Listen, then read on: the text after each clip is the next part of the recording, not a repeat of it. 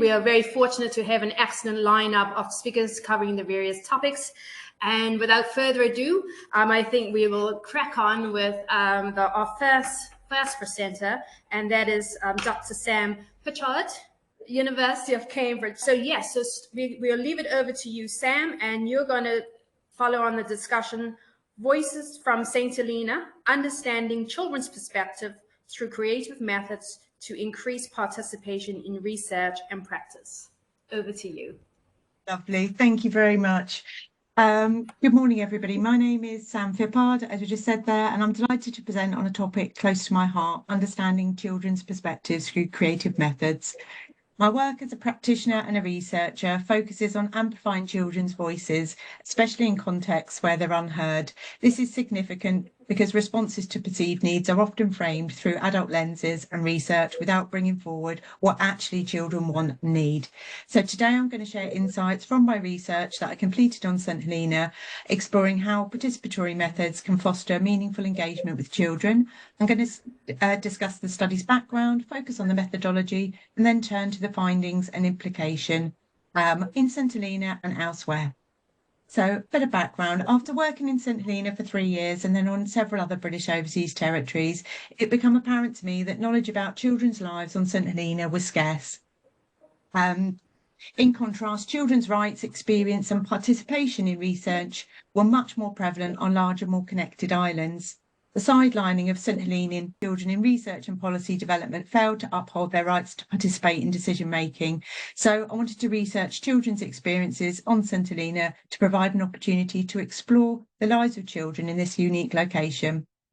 So especially understanding education, healthcare, and how social policies were impacting on children, and how the external governments and close connection to the UK influenced their lives.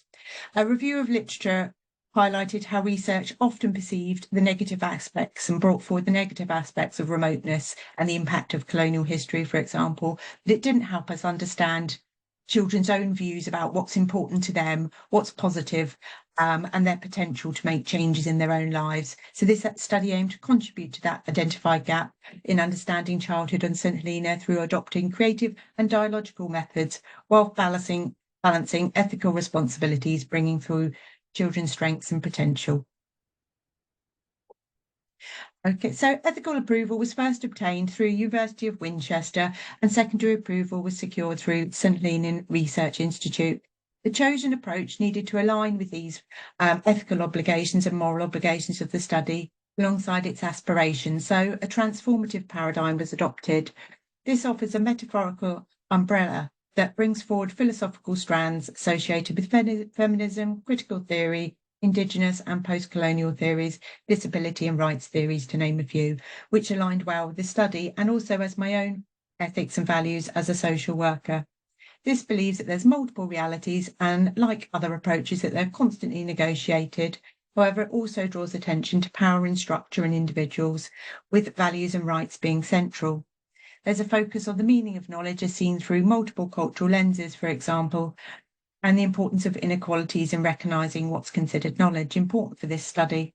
Understanding knowledge in individuals and the researchers themselves throughout the process was also central to what we call reflexivity. So taking this forward, methodologically, the approach aimed to collect data from diverse sources to honour the intuitive and integral knowledge needed for transformation. Participation was central, aligning with the principles of children's rights as outlined in the United Nations Convention of the Rights of the Child, and the study sought to bring forward beyond tokenistic approaches by fostering authentic engagement and co-production with children. Central to this approach was the researcher's role in effectively holding the ladder. This metaphor reflects the importance of creating supportive conditions where children can feel empowered to express their views. Whilst obviously there were limitations of this small project, the approach went beyond an ethical responsibility to simply do no harm. Participation here was not merely about having a voice, but ensuring children were heard and that perspectives actively shaped the research outcomes. So a series of events followed. The first event requested was actually by the Research Institute, was a requirement for an assembly at the secondary school. Whilst initially this seemed to be a little bit against the participatory principles, in collaboration with the Human Rights Commission, an event was purposed as an opportunity to engage with a wide range of children and young people. We decided to centre this around the Sustainable Development Goals, obviously the 17 interconnected objectives designed to address pressing issues such as poverty, inequality and climate change. Especially relevant for this study was Sustainable Goal 4, for example, quality education, and 16, peace, justice and strong institutions, emphasising the importance of inclusivity in the participatory process. So before children arrived in the assembly, a piece of card and a pencil was placed on every chair. So they were shown a small video about the UN Sustainable Development Goals.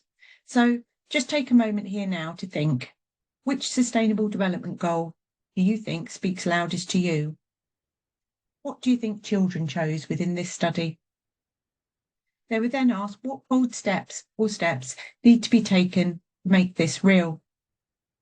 Have a little think for a moment and wonder what they said. Well, although not originally intended to be included in the findings, the school assembly yielded noteworthy results from just under 200 children and young people, I should say. And upon examining the collective responses, it became clear that children prioritised health, education, amongst other areas. However, their level of engagement also revealed valuable insights that extended beyond the content of their answers. Notably, responses relating to health suggested a level of powerlessness amongst children, with calls such as they need to send more doctors and they need to build a larger hospital, and a desire for greater control over their education. In contrast, regarding environmental goals, the responses were much more action-orientated. For example, we need to stop dropping litter, we need to care for trees, we need to build more wind turbines. This divergence in responses suggested that while some goals were seen as being within their control, others were being seen as being influenced by external voices. Intriguingly, also within this, a number of the cards revealed more kind of nuanced kind of answers, in that children had initially wrote answers and then they'd used an eraser on the pencil to rub them out, then put more mundane comments over the top. For example, a number of children wrote, they need to get rid of PC workers, technical workers, and then would rub that out, put over the top, stop dropping litter. This phenomenon illuminated complex kind of interplay between individual agency, societal dimensions, and the capacity or lack of to voice themselves dissenting perspectives. Taking this forward, we held a number of World Cafe conversation and events. So we had 3 in all 3 primary schools, 1 in the community and 1 in the secondary school. The World Cafe method operates on the premise that individuals possess the wisdom and creativity to address even the most challenging issues themselves. The approach facilitates the elicitation of insights, shared learning, and fosters relationship development. It was developed from somebody called Juanita Brown, developed within her thesis called Living Knowledge, and it was influenced heavily by Paulo Freire's work and his seminal work of Pedagogy of the Impressed. It held a number of what Freire called culture circles, and basically it's an event with 3 revolving rounds, where on each table there's a tablecloth, piece of flip chart paper, and a number of pens, pencils, and in this case colouring pencils, stickers, different kind of mediums, to allow children, in this case, to express in as many ways that they could their answers to the questions. The World Cafe is guided by 7 core principles that foster meaningful collaborative dialogue. The first there, to clearly define the purpose, objectives of the conversation, creating a welcoming and safe environment to encourage open communication. Like I said, tablecloths were laid, pens, stickers positioned all around to make it a really informal and engaging setting. Central to this was the questions that are asked, and a real careful consideration of questions, which I'll go in a second, to encourage everyone's contribution, connect those diverse perspectives through the revolving rounds. The children changed tables each round to build on conversations before, to share those collective discoveries, and towards the end of every cafe event is a harvest where we bring all of those together. So talking about questions here, like we said, the first question is about focusing collective attention. So for the primary school children, the question was, after a warm-up round where we talked about needs and wants, was what matters to children like you on St Helena?